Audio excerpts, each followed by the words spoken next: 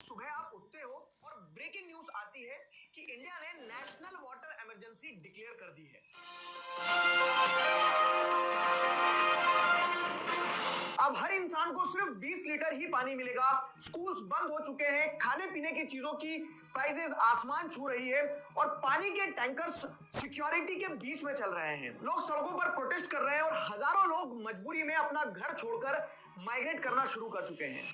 पहली बार सुनने में ये सब किसी मूवी की तरह लगता है ना? पर अनफॉर्चुनेटली ये कोई कहानी या इमेजिनेशन नहीं है। ये कुछ दिनों बाद हमारी सच्चाई बन सकती है और कहीं कहीं तो ये प्रोसेस ऑलरेडी शुरू भी हो चुका है। और सबसे हैरान कर देने वाली बात ये है कि इस सब की वजह कोई वॉर, कोई इकोनॉमिक क्राइसिस या कोई वायरस नहीं है। ऐसी सिचुएशन बनने के पीछे वह चीज है जिसे हम हमेशा से अपना प्राइड मानते आए हैं, अपनी आइडेंटिटी, अपना प्रोटेक्टर समझते आए हैं। वो है the great Himalayas. All heard it for years. Start your day by reading. Protector समझते आए हैं। वो है द ग्रेट हिमालयास।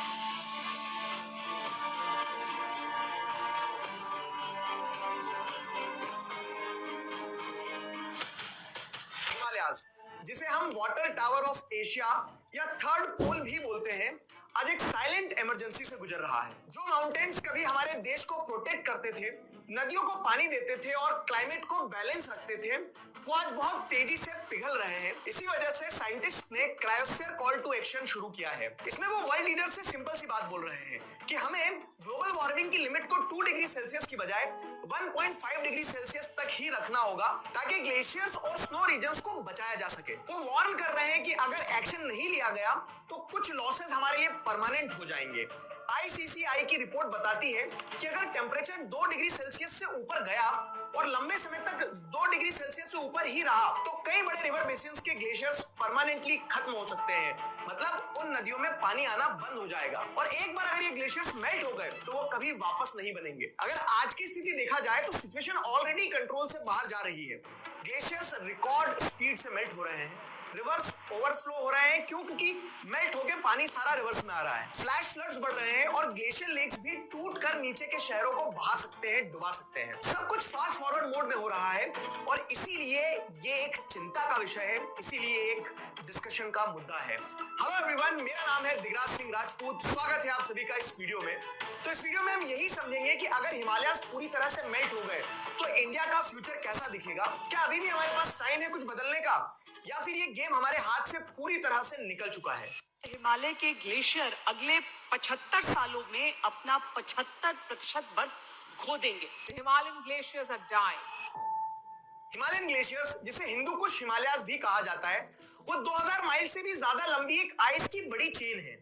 ये इंडिया, नेपाल, चाइना, पाकिस्तान और बांग्लादेश तक फैला हुआ एक पूरा ग्लेशियर सिस्टम है। पर आज ग्लोबल वार्मिंग की वजह से ये ग्लेशियर्स बहुत तेजी से पिघल रहे हैं और ये कोई फ्यूचर का थ्रेट नहीं है, बल्कि ये अभी इसी वक्त एक सीरियस इकोनॉमिक और नेशनल सिक्योरिटी इमरजेंसी बन चुकी है। नॉर्मली हिमालयास विंटर्स में पानी को आइस के फॉर्म में स्टोर करते हैं और समर्स में धीरे धीरे रिलीज करते रहते हैं। इसी नेचुरल सिस्टम की वजह से इंडस, गंगा और ब्रह्मपुत्र बेसिन्स में रहने वाले 800 मिलियन लोगों को लीन सीजन में भी पानी मिलता रहता है। ये 3 रिवर्स मिलकर इंडिया के लगभग 50% यूटिलाइजेबल फ्रेश वाटर को पानी सप्लाई करती है। लेकिन स्टडीज ये दिखाती है कि 21st सेंचुरी शुरू होते ही हिमालयन ग्लेशियर्स का पिघलना और भी ज्यादा फास्ट हो गया है। 40 साल की सैटेलाइट इमेजेस एनालाइज करके इंडिया, चाइना, नेपाल, भूटान, इन 3 देशों के ग्लेशियर्स पर साइंटिस्ट ने यह पाया कि 2000 के बाद से लगभग हर साल 1.5 फीट से भी ज्यादा आइस लूज कर रहे हैं। ये स्पीड 1.5 डिग्री से 2 डिग्री सेल्सियस तक बढ़ गया। तो हिंदू कुश हिमालयास के ग्लेशियर्स का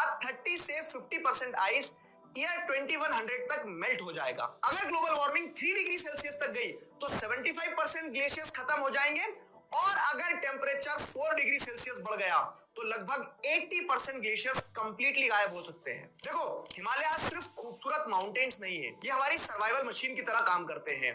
ये मॉनसून, स्टॉर्म्स, विंटर्स और रिवर्स को बैलेंस करते हैं, हमारी जिंदगी को मेंटेन करते हैं। 2019 की रिसर्च बताती है कि 129 मिलियन फार्मर्स अपनी क्रॉप्स के लिए मेल्ट वाटर पर डिपेंड करते हैं और इंडिया की 33% थर्मल इलेक्ट्रिसिटी और 52% हाइड्रो पावर भी हिमालयन रिवर्स पर ही चलती है। मतलब सिंपल सी बात है, अगर हिमालयाज स्ट्रांग है तभी इंडिया स्ट्रांग रह पाएगा, लेकिन अगर हिमालयाज टूट गए, मेल्ट हो गए तो पूरा सिस्टम कोलैप्स हो सकता है और इसका पहला रियल इंपैक्ट हमें फ्लड्स के फॉर्म में दिखाई देता है। और सबसे डरावनी बात यह है कि यह मंजर ऑलरेडी शुरू हो चुका है। मनगुरु एक ऐसा प्लेटफॉर्म शुरू हो चुका है। इंडियन हिमालयन रिवर बेसिन्स में 1984 से 2023 तक ग्लेशियर लेक्स में बहुत बड़े-बड़े चेंजेस देखे गए हैं। इसरो के एक डेटा के हिसाब से 2016 से 17 तक हिमालयाज में 2431 बड़े लेक्स मिल चुके हैं और इनमें से 676 लेक्स 1984 के बाद से बहुत तेजी से बढ़ रहे हैं। इन 676 लेक्स में से 601 लेक्स 2 गुना से ज्यादा फैल चुके हैं। 10 लेक्स तो ऐसे हैं जो 1.5 गुना से 2 गुना तक बढ़ चुके हैं और 65 लेक ऐसे हैं जो 1.5 गुना तक एक्सपैंड हो गए हैं। एनडीएमए यानी कि नेशनल डिजास्टर मैनेजमेंट अथॉरिटी, जो होम मिनिस्ट्री के अंडर आता है, उसने भी हिमालयन स्टेट्स में 188 ऐसे लेक्स ढूंढे हैं जो हैवी रेनफॉल से टूट सकते हैं। इनमें से 13 सबसे ज्यादा रिस्की लेक्स उत्तराखंड में हैं। सिक्किम का साउथ लोनाक लेक भी इन्हीं में से एक बहुत फास्ट ग्रोइंग और हजार्डियस लेक था और जब वह लेक ब्रीच हुआ तो एक ह्यूज GLOF यानी कि ग्लेशियर लेक आउटबर्स्ट फ्लड आया, जिसने 55 लोगों की जान ले ली। एक 1200 मेगावाट का हाइड्रो पावर डैम भी डुबा दिया और जुलाई 2025 में एक और स्ट्रॉन्ग GLOF आया। पानी का फ्लो इतना ज्यादा था कि उसने नेपाल चाइना फ्रेंडशिप ब्रिज को कंप्लीटली वॉश ऑफ कर दिया। ये bridge Rasuwagadhi border point Rasuwa district में था। लेकिन ये फ्लड्स तो सिर्फ ट्रेलर है, असली पिक्चर तो अभी शुरू भी नहीं हुई है। चलो चीजों को और डेप्थ में समझते हैं, लेकिन उससे पहले अगर आपको मेरी वीडियोस अच्छी लगती हैं तो आप इस चैनल को जरूर सब्सक्राइब कीजिए ताकि मुझे मोटिवेशन मिले और हमारी पूरी टीम आपके लिए और एफर्ट्स के साथ में ऐसी अच्छी वीडियोस लाते रहे।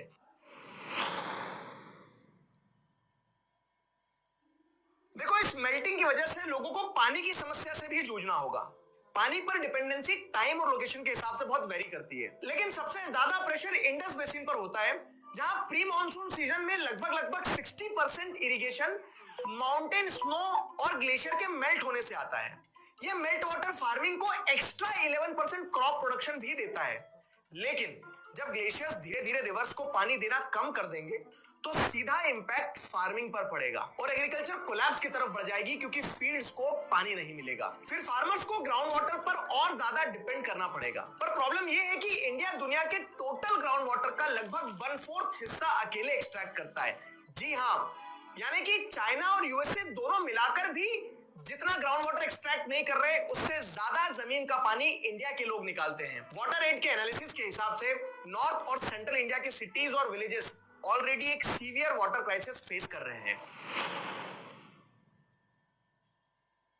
अब पानी के साथ साथ मेल्टिंग का असर हमारी इकोनॉमी पर भी पड़ेगा।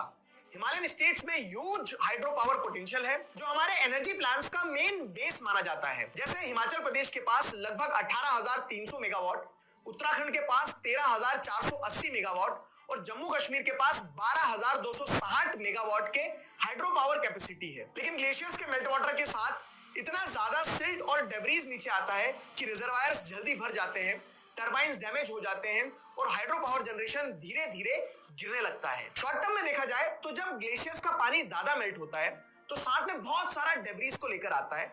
इस कारण से डैम्स के टूटने का रिस्क और ज्यादा बढ़ जाता है, जैसे कि हम GLOF के केसेस में देख चुके हैं।